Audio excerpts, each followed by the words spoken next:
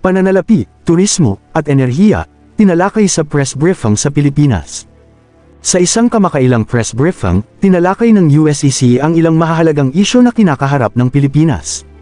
Una, nilinaw nito ang tungkol sa 60 trilyong pesos pambansang utang, na binigyang diin na ito ay akumulasyon mula sa iba't ibang nakaraang administrasyon, kung saan ang administrasyong Duterte ay nakapag-ambag ng 6.84 trilyon pesos.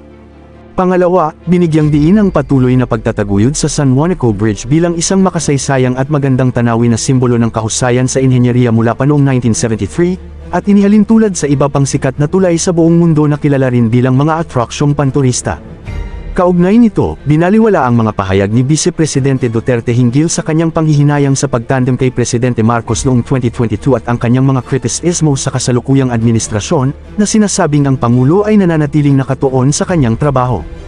Bukod pa rito, tinalakay din ang paghahanda ng bansa sa posibleng krisis sa enerhiya dahil sa pagtaas ng presyo ng langis sa pandaigdigang merkado at ang posibilidad ng pagsasara ng Strait of Hormuz, kung saan sinabi ng USEC na magpupulong ang economic team kasama ang Pangulo upang talakayin ang mga plano, kabilang na ang agarang pagbibigay ng subsidy sa gasolina para sa mga driver.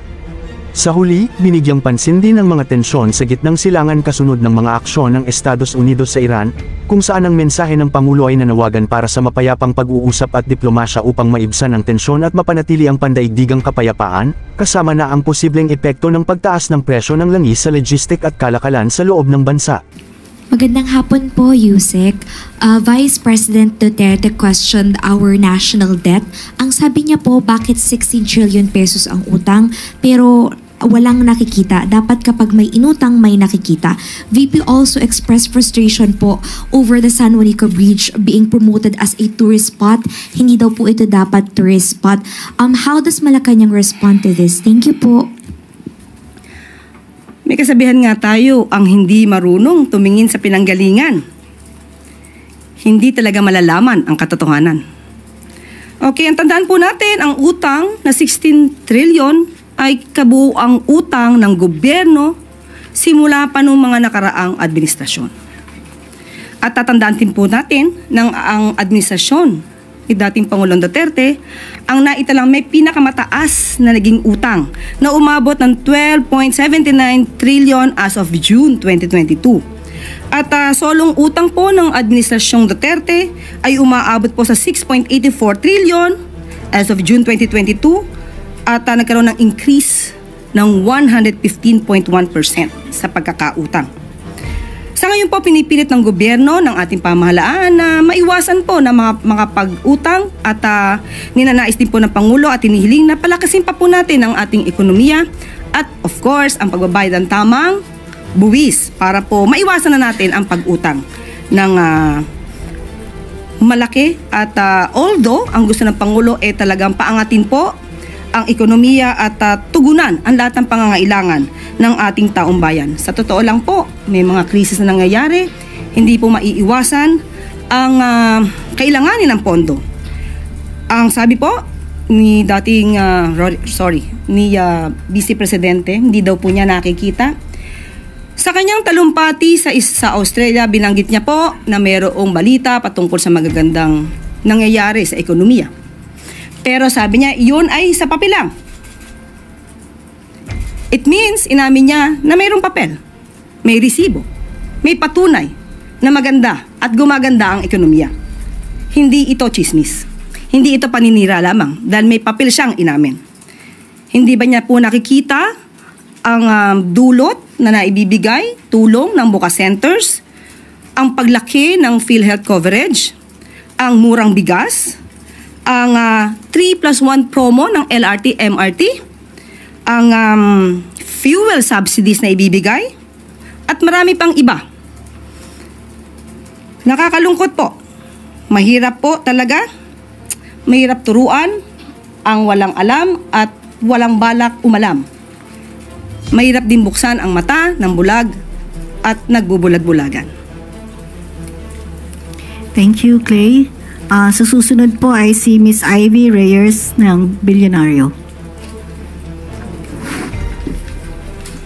Good afternoon, Yusek. Still on Vice President. In that same speech, she said she regrets teaming up with President Marcos in 2022. That's one. Two, she doesn't think the president will give anything substantial in his SONA. And last, while she has no ill feelings for the president, she has a problem with his performance, pointing out the lack of direction of the admin. Yun lang po. Thank you. Yun nga po, ulit-ulit ang kanyang issue. Wala na po yatang bago. Natin niya na pong sinabi yan na nagsisisi siya. Pero talaga po sigurong ganyan na mangyayari dahil ang Pangulo po, ang nais na mga makakasama niya sa kanyang administrasyon ay nagtatrabaho. Nagtatrabaho at mabilis umaksyon.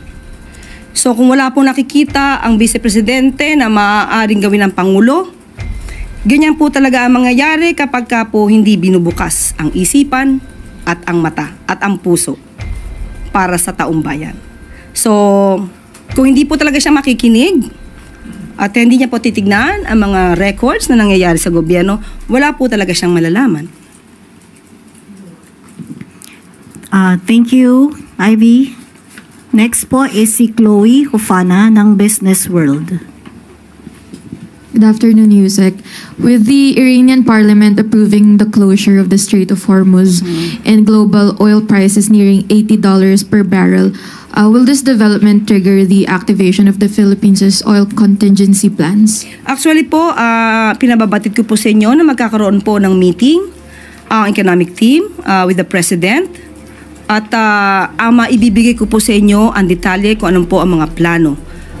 Bukas, kahit po walang pasok sa Maynila, magkakaroon po tayo ng press briefing bukas. Bukas. Anong oras bukas, Yusek? Maaaring ngayon, maaaring bukas, pero bukas ko po maibibigay sa inyo ang detalye. Pero nagpapatawag na po ang Pangulo ng meeting po. Follow-up question na lang, Yusek. How prepared is the Philippines for a potential energy crisis stemming from the situation, and when can we expect the release of official guidelines or response measures? Bukas po, maibibigay ko po sa inyong detalye, pero as of the moment, ang maibibigay po ng gobyerno ay ang fuel subsidy para sa ating mga tsuper, sa mga drivers po, para po maibsan naman ang kanilang alalahanin. At para na rin po ito sa mga commuters. Meron pong nakalaan na 2.3 billion, kung di po ako nagkakamali, 2 billion para po dito sa fuel subsidy na ibibigay para sa ating mga driver po. Kailan i-roll out tong subsidy, Yusek? Bukas po malalaman natin po lahat itong plano po. Yusek, good afternoon. Yusek, nagpahayag po ng pagka-alarma ang ilang world leaders kasunod ng naging aksyon ng US na pagbomba po sa tatlong nuclear sites ng Iran. Ang sabi ng ibang mga world leaders ay nananawagan sila ng restraint at yung iba naman ay nananawagan sa Iran na makipag-usap sa US at Israel. Sa panig po ba ng Malacanang, sa panig po ni Pangulong Ferdinand Marcos Jr., ano po ba yung naging pahayag niya dito? Opo, ramdam po ng Pangulo, ramdam po ng gobyerno ang alalahanin ng mga leaders ng iba't ibang bansa dahil sa umiinit at tensyon sa rehiyon.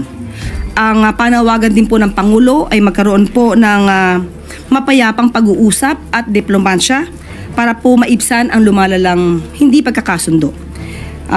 Kailangan din po manindigan para sa pandaigdigang kapayapaan para maging matatag po ang global community o pandaigdigang komunidad. Yan po ang mensahe ng Pangulo.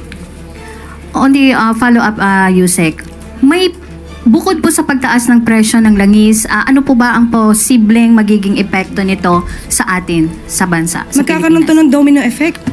Kasi kahit sabihin natin na magkakaroon ng fuel subsidy ang mga drivers natin para sa mga commuters, hindi maiiwasan na iindahin din po ito ng mga sa logistics, sa trading.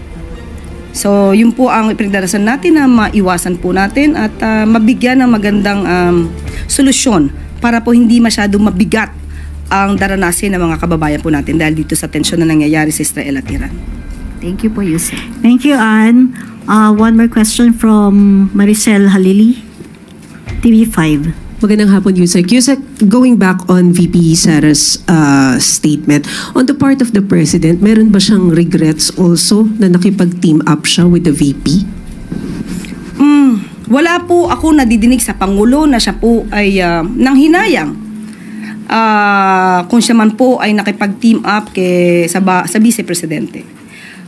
Sa ugali po ng Pangulo, hindi po natin madidinig ang ganung mga klaseng negatibo mula sa kanya. Wala po tayong aasahan na anumang paninira kanino man.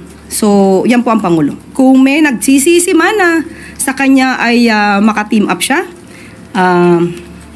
it's their loss, not the President's. Last na lang. Kasi tinawag ni VP na budol yung ginawa daw ni PBBM. Your thoughts on that? Budol? Talaga?